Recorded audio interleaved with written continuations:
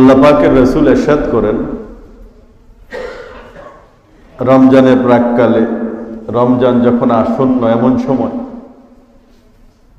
সাহাবায়ে কেরামদেরকে লক্ষ্য করে বলেছেন যে রমজান মাস এসে গেছে, যে রমজান মাসটা এসে গেছে, এই রমজান মাস অত্যন্ত বরকতময়। এই মাসে আল্লাহ পাক বান্দাদের প্রতি বিশেষ দৃষ্টি দেন। এই মাসে আল্লাহ পাক বান্দাদের প্রতি বিশেষ রহমত নাজিল করেন। এই মাসে আল্লাহ পাক বান্দাদের গুনাহ মাফ করে দেন। এই মাসে আল্লাহ পাক বান্দাদের দোয়া কবুল করেন। এই মাসে আল্লাহ পাক বান্দাদের আপোষের আমলের প্রতিযোগিতা দেখেন এবং ফেরেশতাদের সাথে গর্ব করেন। যে আপোষের মধ্যে যে আমলের প্রতিযোগিতা, এটা আল্লাহ পাক দেখেন এবং ফেরেশতাদের সাথে কি করেন? গর্ব করেন। তো রাসূল পাক সাল্লাল্লাহু আলাইহি সাল্লাম এইটুকু বলার পর উম্মতদেরকে পরামর্শ দিয়েছেন যে তোমরা এই মাসে আল্লাহ পাককে আমল বেশি দেখাও। এই মাসে আল্লাহ পাককে কি দেখাও? বেশি পরিমাণে আমল দেখাও। দুনিয়ার মানুষকে আমল দেখানো এটা হলো পাপ, রিয়া, গোপন শিরক। আর আল্লাহ পাককে আমল দেখানো সেটা হলো কি? ইবাদত। সেটা কি? ইবাদত। তো সুতরাং এই মাসে আল্লাহ পাককে বেশি পরিমাণে আমল দেখাও, কারণ আল্লাহ পাক আমলগুলো বান্দাদের প্রতিযোগিতা, আমলি প্রতিযোগিতাগুলো দেখে ফেরেশতাদের সাথে গর্ব করেন।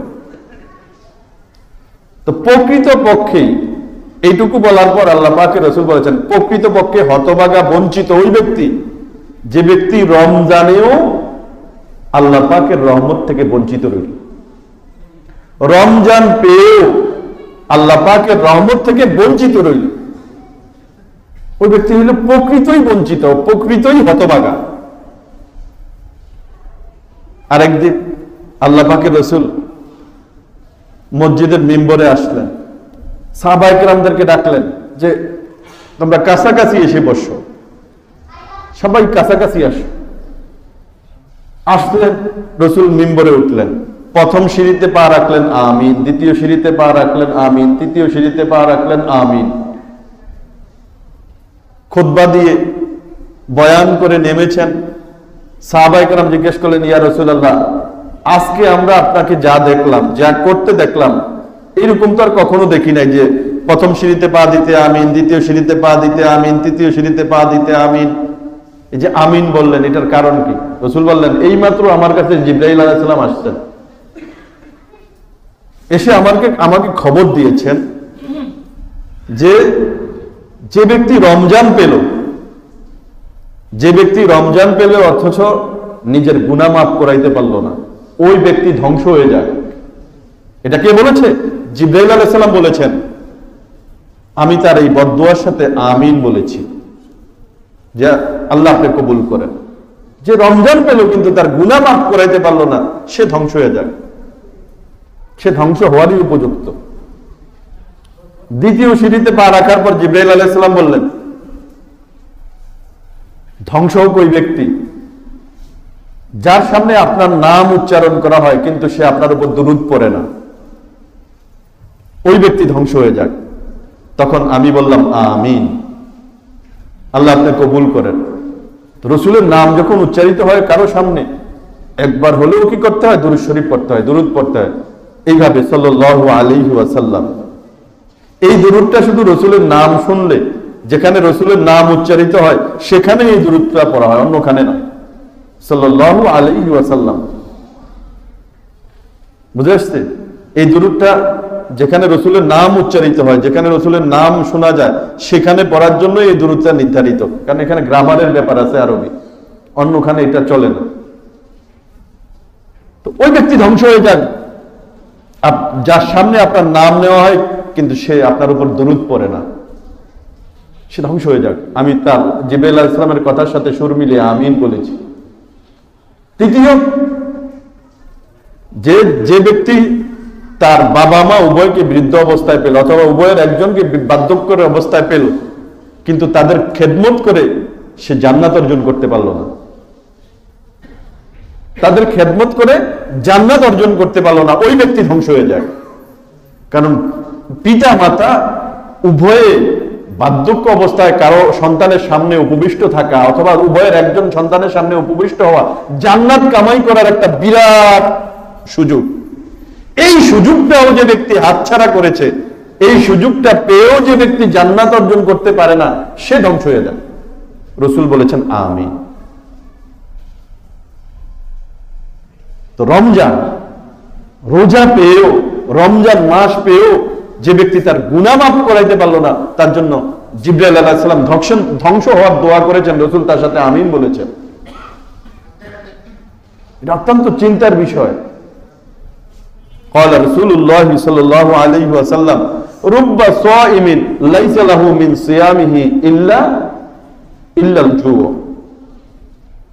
অনেক রোজাদার এমন রয়েছে যাদের রোজার দ্বারা, যাদের সিয়াম দ্বারা তারা ক্ষুধার যন্ত্রণা ছাড়া আর কিছুই পায় না,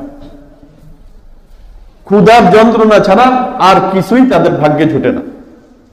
ওয়ারুব্বা কাইমিন লাইসা লাহু মিন কিয়ামিহি ইল্লা সাহর। এমন অনেক রাত্রি জাগরণকারী রয়েছে যাদের রাত্রি জাগরণের দ্বারা শুধু রাত্রি জাগরণের কষ্ট ছাড়া আর কিছুই অর্জন হয় না। এই জন্য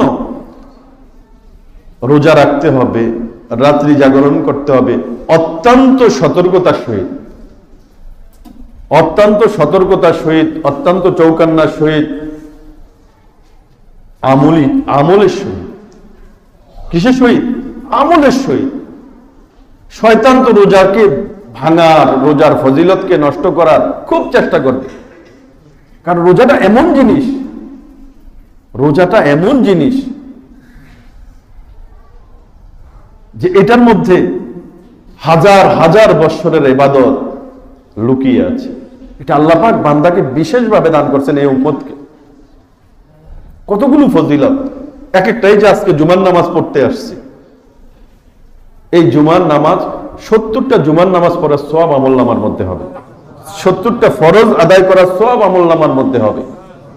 আসরের নামাজ পড়তে আসবো, 70টা আসরের নামাজ পড়ার সওয়াব আমলনামার মধ্যে জমা হবে। এরকম যদি সারা রমজান পড়তে থাকি কি পরিমাণ হবে? কত বছর আগায় গেলাম, কত বছর আগায় গেলাম। এক একটা নফল, এক একটা ফরজের সমান সওয়াব দেওয়া হবে। রহমত, বরকত, মাগফিরাত, নাজাত প্রতিনিয়ত নাজিল হইতেছে। বিশেষ করে প্রথম 10 দিন রহমতের জন্য বিশেষভাবে নির্ধারিত, দ্বিতীয় 10 দিন কিসের জন্য? মাগফিরাতের জন্য বিশেষভাবে নির্ধারিত, তৃতীয় 10 দিন ক্ষমার জন্য বিশেষভাবে নির্ধারিত। কিন্তু সর্ব অবস্থায় রহমত, নাজাত, মাগফিরাত নাজিল হইতেছে। তো এই আমলের মাধ্যমে এই রোজাগুলোকে উপভোগ করি, আমলের মাধ্যমে রোজাগুলোকে আদায় করি, আমলই রোজা আদায় করি, আদবের সহিত করি। এমন অনেক কাজ আছে যেগুলোর দ্বারা রোজা হালকা হয়ে যায়, রোজা ভাঙার উপক্রম হয়ে যায়। আসিয়ামু জুন্নাতুম মা লাম ইয়াখরুকহা।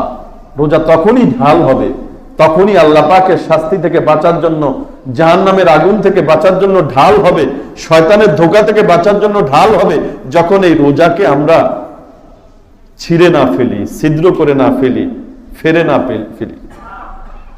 রোজা কিসের দ্বারা ভেঙে যায়? রোজা কিসের দ্বারা ফেটে যায়, ছিদ্র হয়ে যায়, হালকা হয়ে যায়? এগুলো থেকে আমাদেরকে কি করতে হবে? বাঁচতে হবে। অনেক কিছু আছে যেগুলোর দ্বারা রোজা হালকা হয়ে যায়, রোজা ভাঙার উপক্রম হয়ে যায়, রোজার আর ফজিলত, রোজার আর বরকত থাকে না। যেমন রোজা রেখে যদি গীবত করে কেউ যদি চগলখুরি করে, কেউ যদি বেহুদা কথাবার্তা বলে, কেউ যদি মিথ্যা কথাবার্তা বলে রোজা রেখে, তো এই রোজা মাকরু হয়ে যায়, হালকা হয়ে যায়। এই রোজার মধ্যে যে শক্তি থাকার দরকার ছিল সেই শক্তি আর থাকে না। রোজা রেখে যদি কেউ ঝগড়া করে, রোজা রেখে যদি কেউ গালিগালাজ করে তো এই রোজা কি হয়ে যায়? হালকা হয়ে যায়। এই রোজা ভাঙার উপক্রম হয়ে যায়।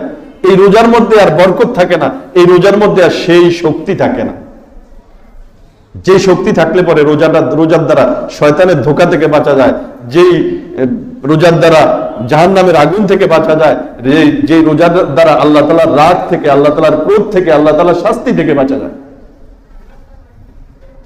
বড় আদবের সহিত রাখতে হবে, হালকা হয়ে যায়। রোজা বিভিন্ন কারণে কি হয়ে যায়? হালকা হয়ে যায়। রোজা রাখা অনর্থক কথাবার্তা বলা, চোখের হেফাজত না করা, কানের হেফাজত না করা, জবানের হেফাজত না করা, অঙ্গ প্রত্যঙ্গের হেফাজত না করা, এগুলোর দ্বারা কি হয়ে যায়? রোজা হালকা হয়ে যায়। আল্লাহ পাক আমাদেরকে আমলের সহিত রোজাগুলো করার তৌফিক দান করেন। আমলি রোজা রাখার তৌফিক আল্লাহ পাক আমাদেরকে দান করেন। বিশেষ করে রমজান মাস, এই মাস হলো কোরআন নাজিলের মাস।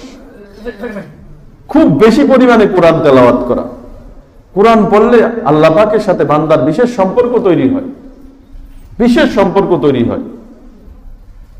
যারা কোরআনওয়ালা হবে আল্লাহ পাক তাদের বিচার ও পর্দার আড়ালে করবেন। এই জন্য রমজান মাসে বেশি পরিমাণে কোরআন তেলাওয়াত করা। যারা কোরআন তেলাওয়াত করতে জানি তারা তো দেখে দেখে একেবারে খতম করব, 1 খতম, 2 খতম, 3 খতম, 4 খতম, যে যা পারি, যত বেশি পারি কোরআন খতম করা। এই কোরআন পড়ার দ্বারা, কোরআনের সাথে সম্পৃক্ত হওয়ার দ্বারা আল্লাহ পাকের সাথে তার সম্পর্ক হবে, বিশেষ সম্পর্ক।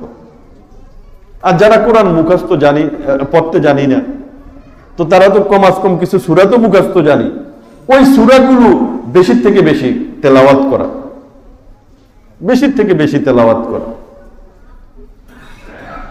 আর ওই যে রমজানের সময় 4টা আমল বেশি করা, এটা আমরা গত সপ্তাহে আলোচনা করেছি।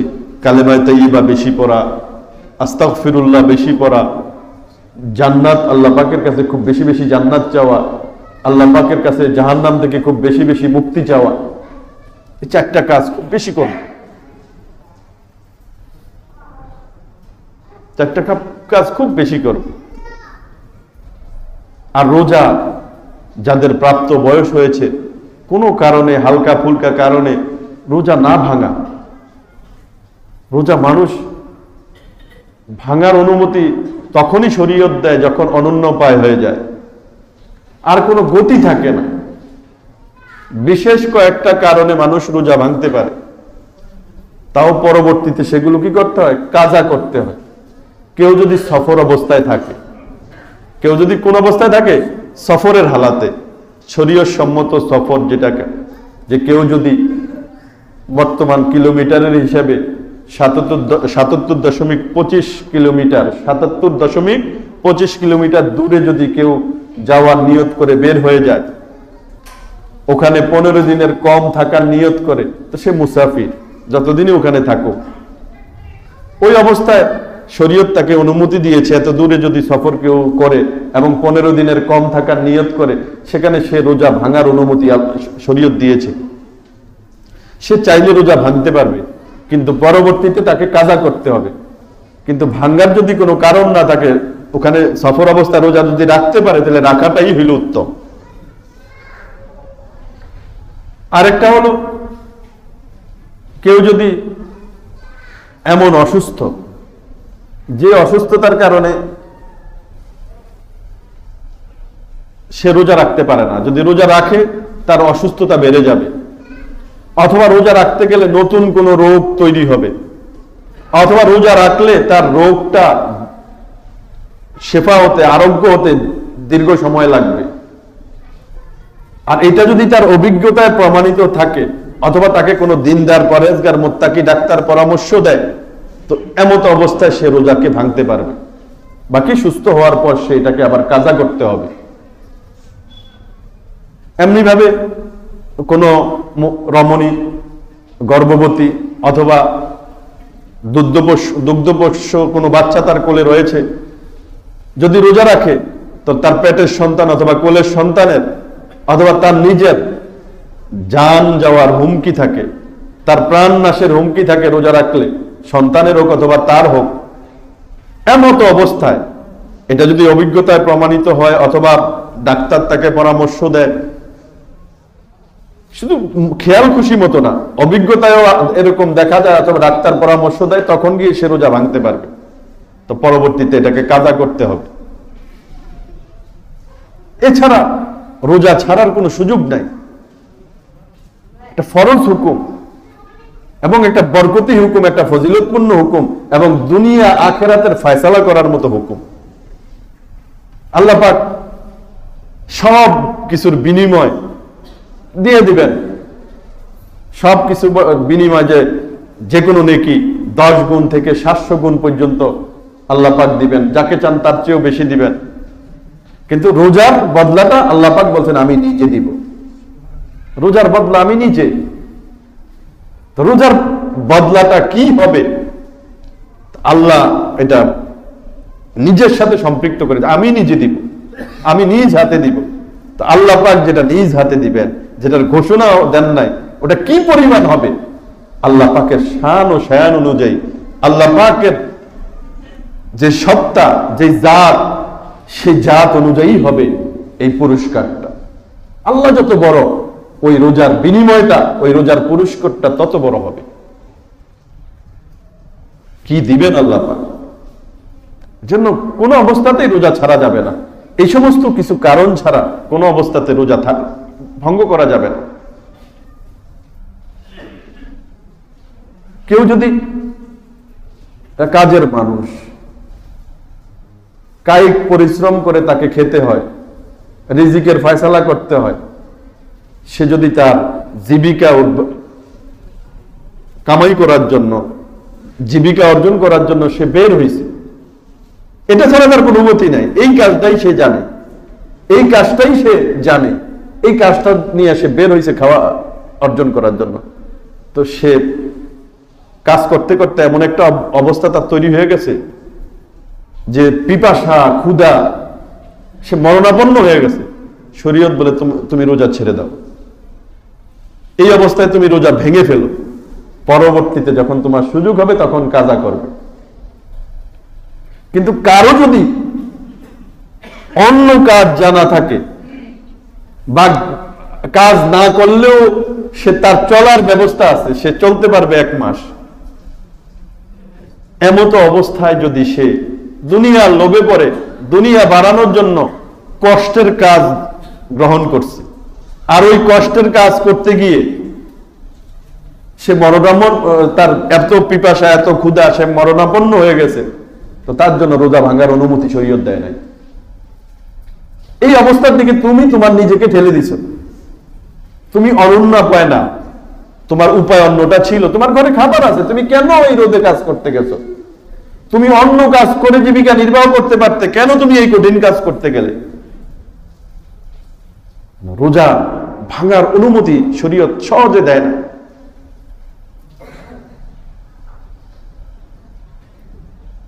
রাসূল পাক সাল্লাল্লাহু আলাইহি ওয়াসাল্লাম ইরশাদ করেন, রমজানের একটা রোজা যদি কেউ ভেঙে দেয়, রমজানের একটা রোজা যদি কেউ ভাঙে, সারা জীবন রোজা রাখলেও তার সমপরিমাণ হবে না, একটা রোজার সমান হবে না।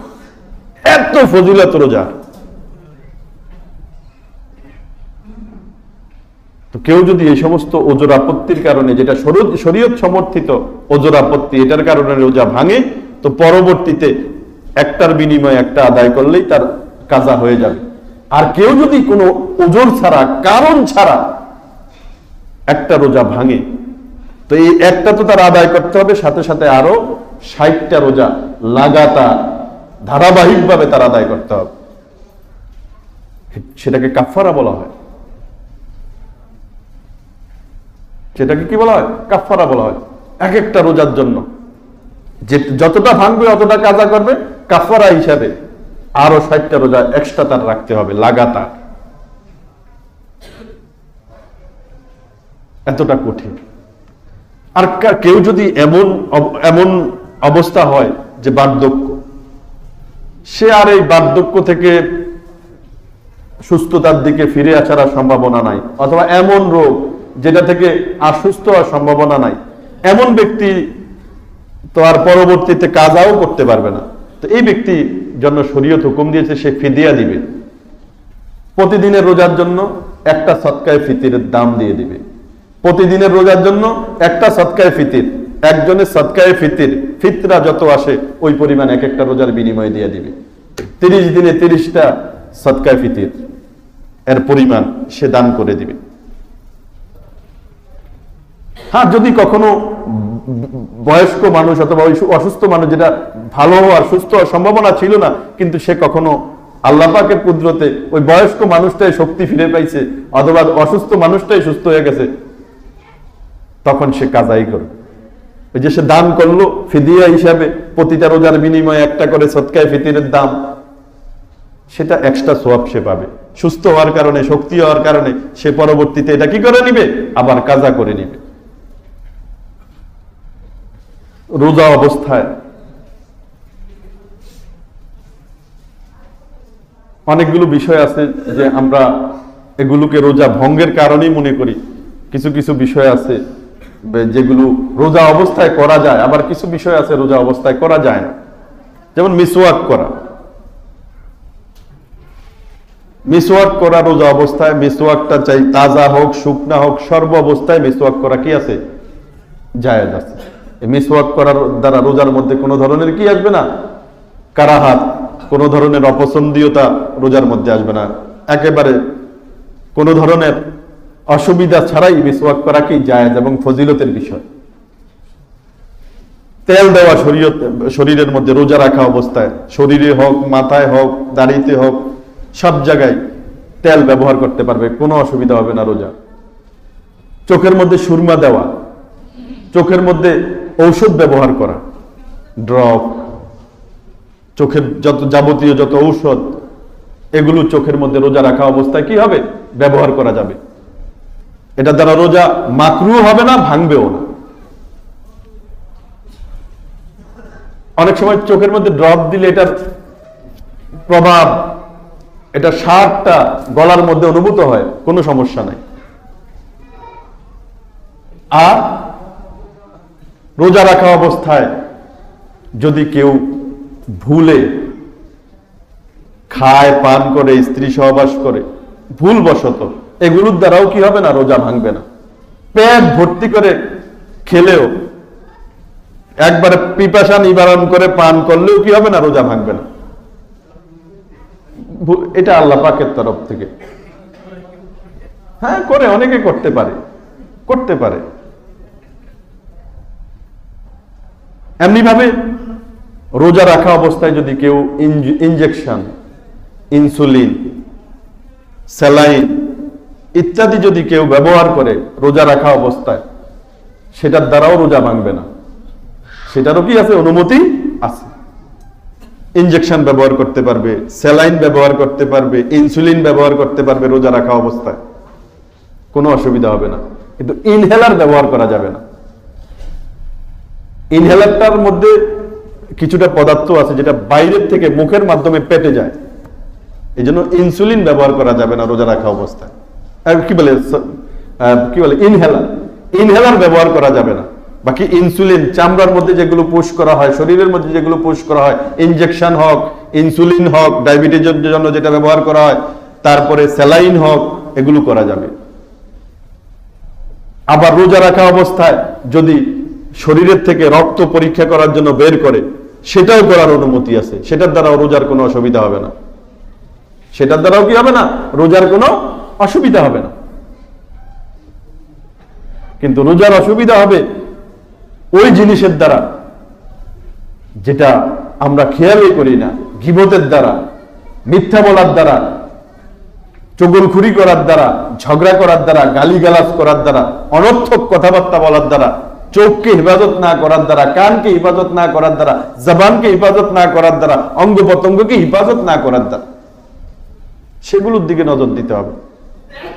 রোজা রাখা অবস্থায় এই টুথপেস্ট, তারপরে আরো কি কি আছে না, দাঁতের মাজন, কয়লা, ছাই ইত্যাদি, এগুলো ব্যবহার করা মাকরুহ।